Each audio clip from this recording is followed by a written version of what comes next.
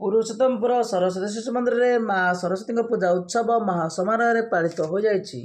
ବିଦ୍ୟାଳୟର ପ୍ରଧାନାଚାର୍ଯ୍ୟ ଶ୍ରୀଯୁକ୍ତ ନିରଞ୍ଜନ ଡାକୁଆଙ୍କ ତତ୍ତ୍ୱାବଧାନରେ ଶ୍ରୀମତୀ ଲକ୍ଷ୍ମୀ ସାହୁ ପରିଚାଳନା କରିଥିଲେ। ଶିବାନୀ ଗୁରୁମା ଓ ଶ୍ରଦ୍ଧାଞ୍ଜଳି ଗୁରୁମା ଶିଶୁଙ୍କ ଦ୍ୱାରା ସ୍ୱାଗତ ବ୍ୟବସ୍ଥା ଅତି ସୁନ୍ଦର ଭାବରେ କରିଥିଲେ। ଭୋଗ ଥାଳି ନାମ ଲେଖା ପାଇଁ ସୁନା ଗୁରୁମା, ସନ୍ତୋଷ ଗୁରୁଜୀ ଓ ଶର୍ମିଷ୍ଠା ଗୁରୁମା ଦାୟିତ୍ୱ ନେଇଥିଲେ। ସମର୍ପଣ ରାଶି ସଂଗ୍ରହ ପ୍ରଣବ ଗୁରୁଜୀ ଓ ତପନ ଗୁରୁଜୀଙ୍କ ଦ୍ୱାରା କରାଯାଇଥିଲା। ପୂଜା ମଣ୍ଡପକୁ ଦୁର୍ଯ୍ୟୋଧନ ଗୁରୁଜୀ, ଭଗବାନ ଗୁରୁଜୀ, ସନ୍ତୋଷ ଗୁରୁଜୀ ଓ ତାରିଣୀ ଗୁରୁଜୀ ଅତି ସୁନ୍ଦର ଭାବରେ ସାଜସଜ୍ଜା କରିଥିଲେ।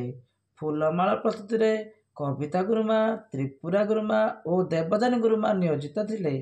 ପଣ୍ଡିତ ଶ୍ରୀ ସିଦ୍ଧେଶ୍ୱର ଦାସ ମହୋଦୟ ପୂଜା କାର୍ଯ୍ୟ ସୁଚାରୁ ରୂପେ ତୁଲାଇଥିଲେ। ତାରିଣୀ ଗୁରୁଜୀ ଓ ପ୍ରଣତୀ ଗୁରୁମା ଏହି ପୂଜାରେ ସହଯୋଗ କରିଥିଲେ। ପରିଚାଳନା ସମିତିର ସମସ୍ତ କର୍ମକର୍ତ୍ତା ଏଥିରେ ଯୋଗ ଦେଇଥିଲେ। ବିରଳ ଗୁରୁଜୀ, ନୀଳାଞ୍ଚଳ ଗୁରୁଜୀ, ସୁରଞ୍ଜନ ଗୁରୁଜୀ ଶିଶୁ ଭାଇ ଭଉଣୀଙ୍କୁ ପ୍ରସାଦ ବଣ୍ଟନ କରିଥିଲେ। ଏହି ଉତ୍ସବରେ ସମସ୍ତ ଗୁରୁଜୀ ଗୁରୁମା, ସେବକ ସେବିକା, ବାହନ ଚାଳକ ଭାଇମାନେ ସମ୍ପୂର୍ଣ୍ଣ ରୂପେ ସହଯୋଗ କରିଥିଲେ। ପ୍ରସାଦ ସେବନ ପରେ ଶିଶୁ ଭାଇ ଭଉଣୀ ସ୍ୱଗୃହକୁ ପ୍ରତ୍ୟାବର୍ତ୍ତନ କରିଥିଲେ। ବ୍ୟୁରୋ ରିପୋର୍ଟ, ପ୍ରଗତି ଟିଭି।